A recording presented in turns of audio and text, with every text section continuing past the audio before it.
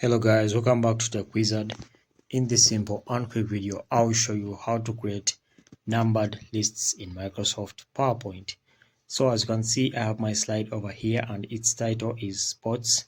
So to create a numbered list, just come and click here in the content section, then click on the home tab.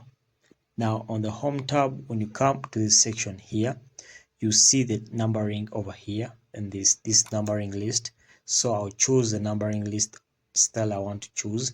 So I'll choose this one which is in Roman numerals. So I'll click on that. Then I'll start inputting the sports activities.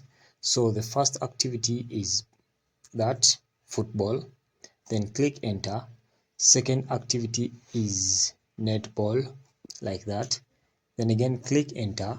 Then you keep on adding all the activities as you want them to be, and that's how to go about that. So guys, thanks for watching. We shall meet in the next video.